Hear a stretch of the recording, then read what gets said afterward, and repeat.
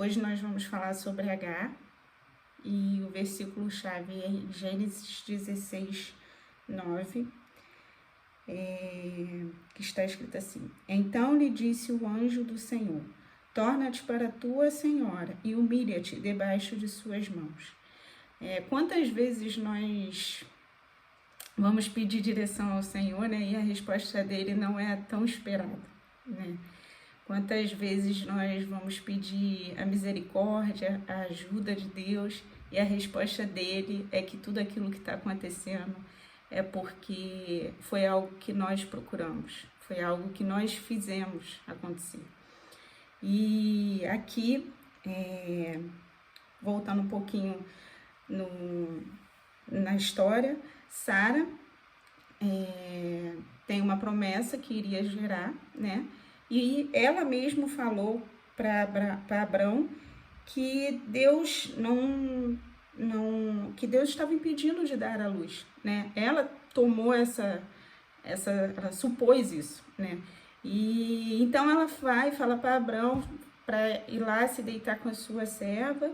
E depois que aconteceu isso, Agar engravidou e Agar concebeu e depois se sentiu superior a Sara, né?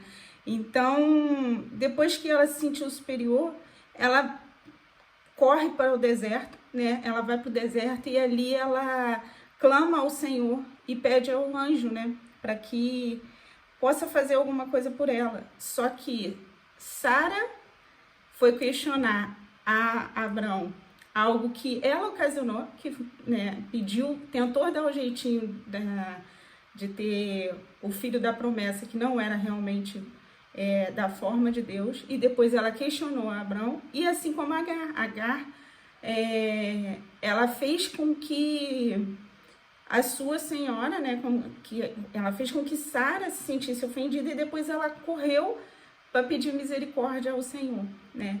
E as palavras do Senhor não foi: vá para outro lugar, que eu vou te sustentar, ou então volta que eu vou mudar a história. Pelo contrário, lá em 16:9, o anjo diz: torna-te para a tua senhora e humilha-te debaixo de suas mãos.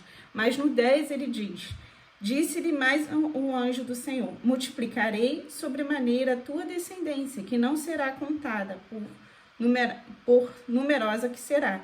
Então, muitas vezes a gente faz algo que se sentimos injustiçados, né? E lá na frente a gente fala: Senhor, o que está acontecendo? Muda essa história. E Deus vem e fala assim: não, você ocasionou isso. Você está vivenciando isso porque é algo que você realmente começou a dar importância a situações que de repente você não deveria dar importância. Você tomou medidas precipitadas que não foi da minha vontade, não foi eu que mandei você fazer. Então, quantas vezes nos sentimos injustiçadas, quantas vezes pedimos resposta ao Senhor e Ele fala assim: não, volta e pede desculpa. Volta e faz o certo. Volta, porque eu vou sim fazer com que a tua história muda, mas você tem que reconhecer o teu erro. É como um filho, né? O filho vem revoltado, falando que, ou com um irmão, né? Por exemplo, brigou com o irmão: ah, mas eu fiz isso. Não, aí a gente para e fala: não, mas você errou nisso aqui. Você vai lá e pede perdão ao teu irmão. E assim é Jesus conosco, né? Assim é Deus conosco, nosso Pai. Ele manda a gente voltar, se humilhar, consertar o erro e garante que estará conosco, né? Então, assim, o melhor é que Deus nos consola. Deus não nos abandona, né? Ele conforta no meio dos nossos erros, mas Ele manda a gente se consertar, né? Esses dias eu tive bem para baixo, né? Achava que... Caiu para vocês? Não, a sua imagem sim. Só a imagem. Voltou. Agora voltou. Eu estava para baixo, achando que tudo estava muito difícil, que tudo estava muito ruim, o mundo estava contra mim, as coisas estavam muito negativas, as coisas estavam sabe, tudo, tava vendo defeito em tudo, e eu fui perguntar ao Senhor, e depois de eu ver erro nas pessoas, erros nas coisas da casa, eu comecei a ver erros em mim, defeitos em mim. E aí eu falei assim, Senhor, o que está acontecendo? Né? Por que eu tô só vendo erros, só vendo dificuldades? Por que eu tô assim? E Deus me mostrou que eu comecei a focar nos defeitos. Primeiro foi nos defeitos das pessoas, depois nos defeitos das coisas que estavam ao meu redor, e depois foram nos meus defeitos. E eu deixei de estar grata. Eu comecei a ser menos grata. Eu comecei a não estar dentro da vontade do Senhor, que Deus pede para que possamos ser gratos em tudo. Então eu comecei a ficar desmotivada, né? E ali eu comecei a enxergar que realmente o erro estava em mim, não era nas pessoas.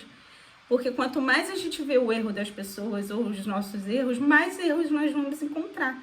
Né? Ninguém é perfeito, mas quando a gente foca nas coisas boas, não só na vida, nas nossas qualidades, nas qualidades das pessoas, e começa a ser grato a tudo aquilo que Deus nos deu, mais grato, quanto mais grato nós somos, mais o Senhor nos envia, né? Para sermos cada vez mais gratos. E quem nos quer desanimado? O diabo. Né? Ele que quer que a gente fique prostrado, desanimado, focando nas situações de dificuldade. Ele que quer que a gente, cada vez que a gente foca mais nas dificuldades, menos a gente está dentro do propósito do Senhor, né? E eu lembro que do sábado para domingo eu tinha tomado uma decisão e eu falei assim, Senhor, eu vou tomar essa decisão porque está mais difícil controlar o meu emocional do que... Difícil as palavras. Tá mais difícil controlar o meu emocional com as situações que o Senhor está me pedindo do que talvez pagar o preço, que eu sei que o Senhor não está mandando eu desistir das coisas, mas eu vou desistir porque eu não estou conseguindo lidar com o meu emocional. E no domingo a gente teve a oportunidade de ir numa igreja e lá quando eu ajoelhei para agradecer ao Senhor que eu estava lá, né, que é algo que é um hábito meu, chegou lá, eu falei assim, Senhor, eu sei que eu estou estraçalhada, mas eu quero ser obediente à tua voz. E ali o culto foi o tempo todo falando que eu não poderia desobedecer, que eu não poderia largar, que eu não poderia deixar para lá, né, situações que ele já tinha trago para mim, que eu deveria persistir. E eu comecei a entender que assim, o erro realmente estava em mim. Eu estava começando a olhar para algo que não era a vontade do Senhor. Eu estava começando a olhar para as dificuldades e não para aquilo que Deus já tinha me proporcionado. Né? Então, em meio às dificuldades, a gente não tem que olhar só para aquilo que a gente não está conseguindo. A gente tem que focar e ser grato em tudo aquilo que a gente já conseguiu. Né? E aí eu comecei a redirecionar o meu olhar, né?